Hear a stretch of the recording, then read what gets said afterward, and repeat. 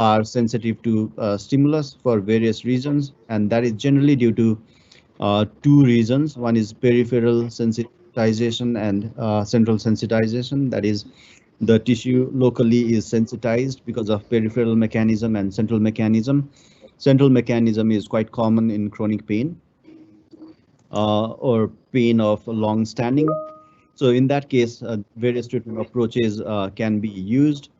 One that is common for severe hypersensitivity, for example, in complex regional pain syndrome, we could use mirror therapy or principles of graded motor imagery developed by Lorimer Mosley and David Butler in Australia, which is one way to approach people with hypersensitivity or central sensitization. The other way would be when we prescribe exercises to individuals with chronic pain. We will need to. Is there a way to reduce background noise by any chance?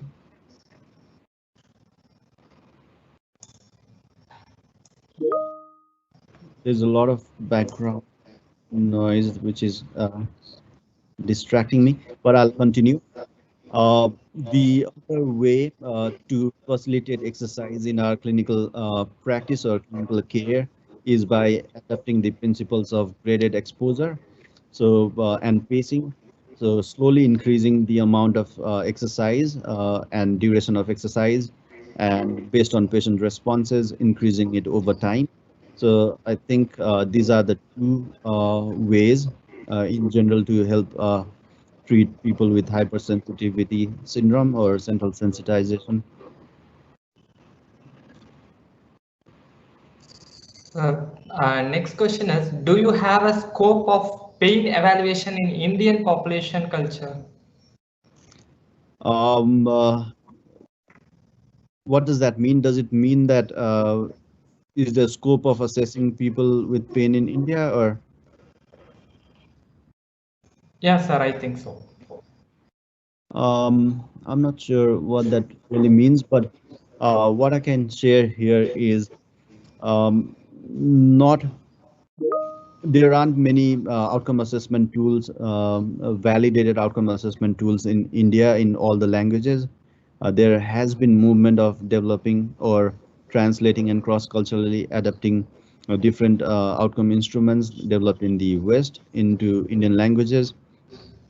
What I can recommend is that if we use cross-culturally adapted instruments which are shown to be valid and reliable in the patient population, it is ideal to use those instruments in our regular clinical practice to assess different biological, psychological, and social domains of pain, so that we identify what factors are causing or contributing to pain, so that we can address it. And using it repeatedly over time in our clinical practice also helps us identify whether that particular biological, psychological, or social factor really reduced or improved over the treatment course.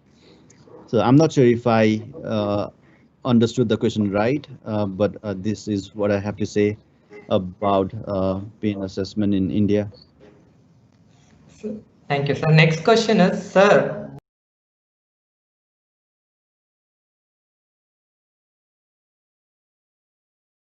what will be our treatment for patients with conditions like CIPA and CRPS? Uh, what is CIPA? Okay, I can talk about CRPS then.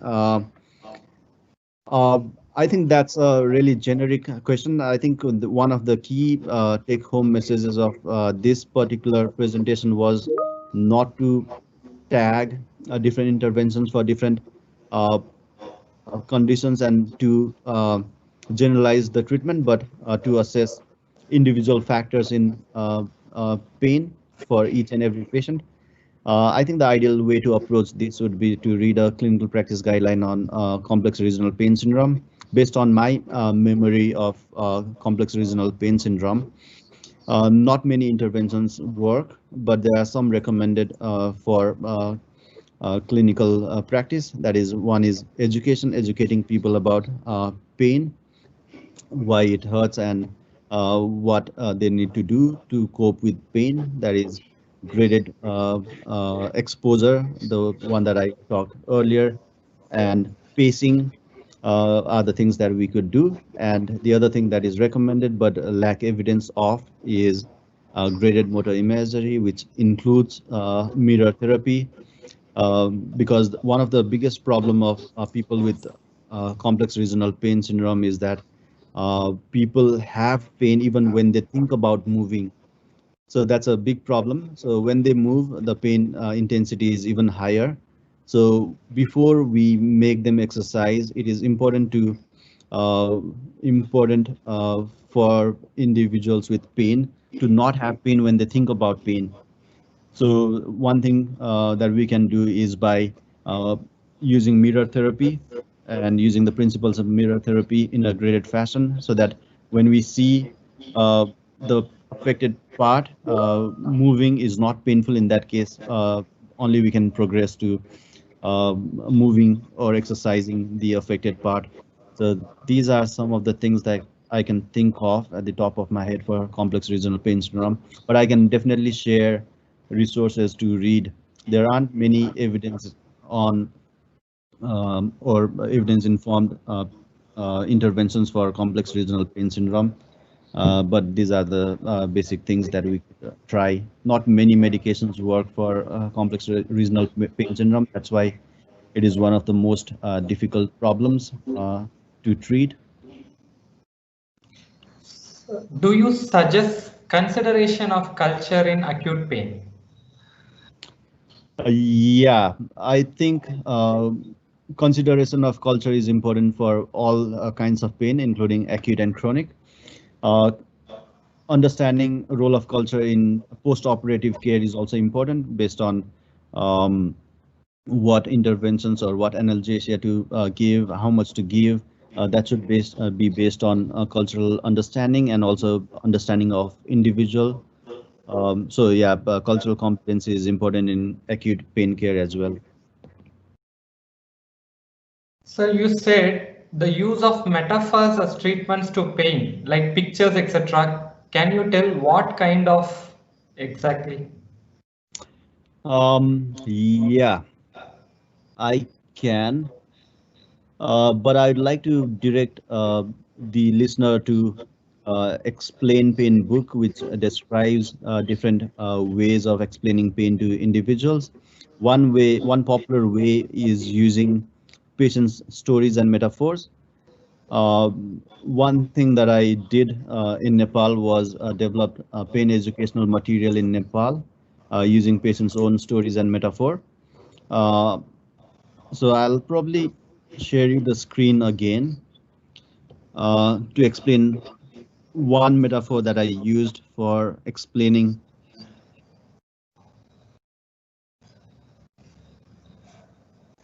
this particular concept of pain.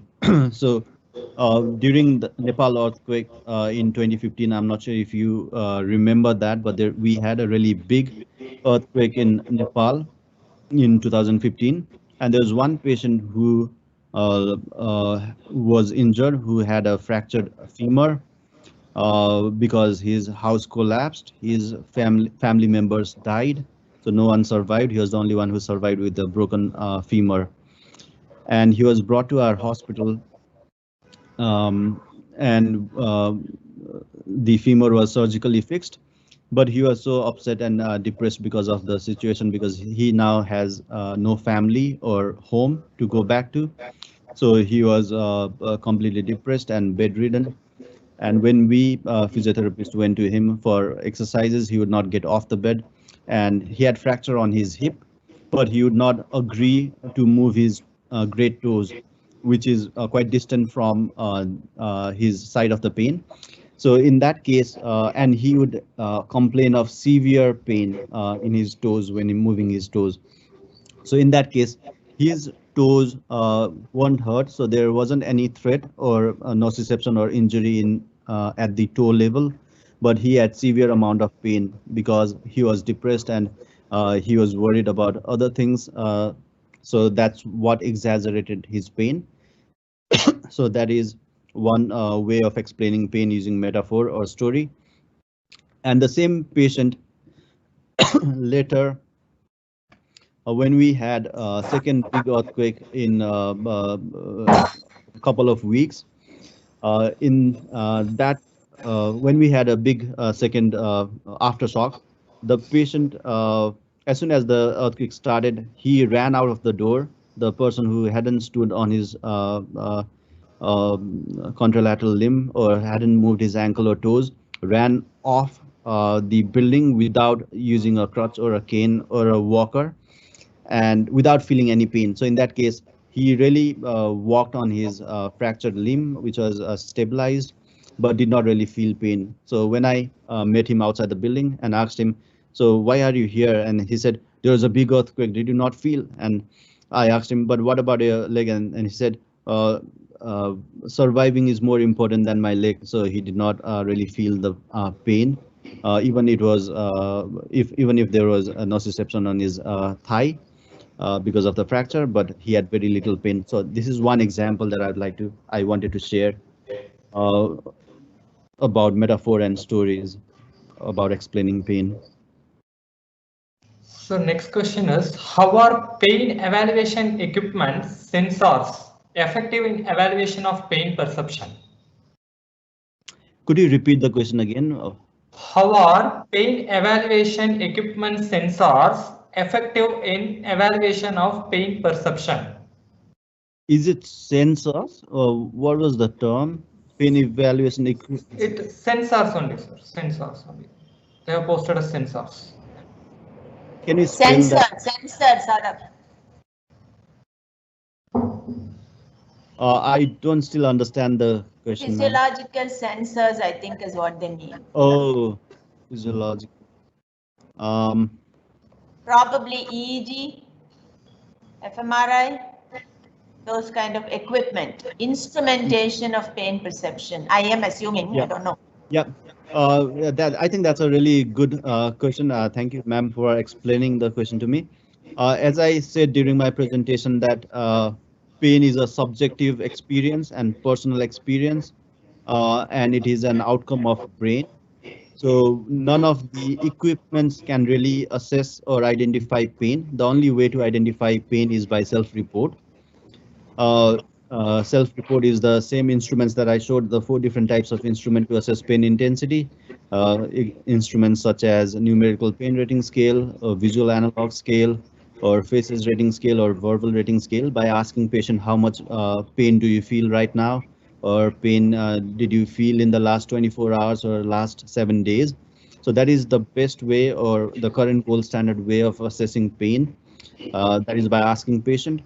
There has been effort on identifying the brain network that is predictive of pain assessment, but that is less likely to conclude the actual extent of pain. So my straight answer is the gold standard, the current gold standard for assessing pain is self-reported measures such as questionnaires, self-reported outcome measures, numerical rating scale, for example. There aren't other equipments or instruments that can identify pain accurately. So next question is, how do we effectively implement exercise-induced hypalgesia in our clinical practice? How do we effectively induce? Oh, the questions are here. Implement exercise-induced hyperalgesia. That's a really good question. There isn't a straight answer to this. For exercise to cause or induce hyperalgesia, there should be an optimal dose, that is a minimal dose, which is generally a long duration maintained for a long time with a certain amount of threshold. And there hasn't been evidence to support exercise-induced hyperalgesia for individuals with musculoskeletal pain. but there is some evidence for exercise-induced hypoalgesia for experimental pain. There's a recent study published in Journal of Pain by authors from Neuroscience Research Australia or University of New South Wales in Sydney on this topic.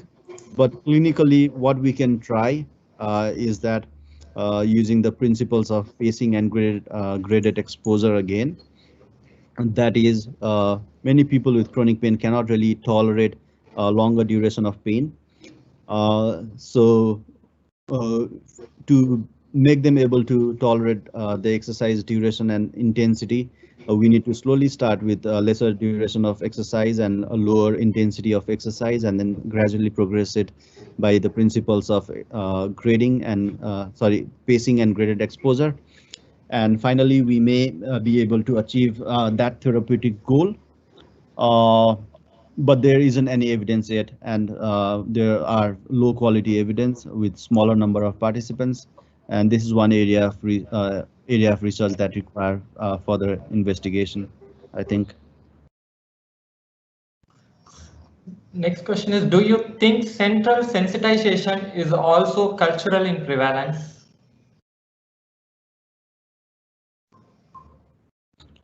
That's a great question. I'm trying to understand what the question means.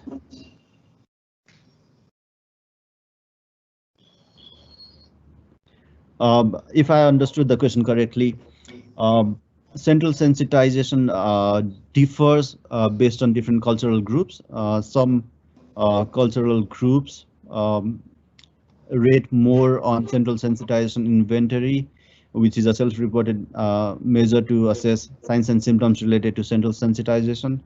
There is one study that we did last year, but a few years back, but published this year. We showed that people in Nepal have lesser extent of central sensitization score compared to people from US and other countries. And people in Nepal have lesser central sensitization score. People with musculoskeletal pain has lesser sensitization scores than healthy adults in the US, which is quite culturally sensitive. So yeah, there are cultural differences in central sensitization as well, and there aren't many direct head-to-head comparison studies showing this. So they have given the abbreviation for CIPA, congenital insensitivity to pain and anhidrosis. Yep, got it. But I now have forgotten what the question was relating to. Let me. The question is. Yep. Sir, what will be our treatment for patients with the conditions like CIPA and CRPS? Yeah, these are two different extremes. In one case, that is CIPA, people don't feel any pain, and the other feel a lot of pain, which are both problems. Not feeling pain is bad because pain is protective. It is supposed to protect us from injury or harm. For example, if we don't feel heat, we might burn our finger when cooking. When we don't feel anything on our foot, we might injure our foot by needle or nails on the street, which is bad. I'm not sure if we really need to treat, or there aren't any ways to reverse that. But what we can do is to have protective gears when going out. That is, wearing gloves when we are cooking so that we don't burn ourselves or injure ourselves. Wearing good footwears when walking outside.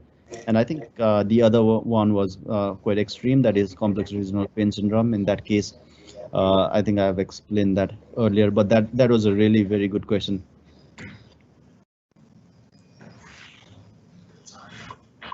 Sir, that's all about the questions we have got. So thank you, sir. It was a very informative session. On behalf of JSS College of Physiotherapy, I would like to thank you again for sharing your views on pain and cultural consideration despite your busy schedule. Thank you, sir. Thank you. Thank you for opportunity to speak to you all, and Kavita ma'am has been my mentor, and my teacher from my master's degree, whom I really looked up to and has been inspiration throughout. So it is really good to contribute and share knowledge and also catch up with ma'am. So I'm really happy and pleased to share what I knew about pain with everyone. Thank you. Thank you for having me. Thank you, Saurabh. Thank you, ma'am. All the best in Sydney or wherever it is that life leads you to. Yeah, I'm looking forward to. I'm not sure where the life will lead, but life will be good. First destination, Sydney. All the best. Yeah, thank you. Thank you so much. Thank you everyone for listening and questions, of course. Thank you.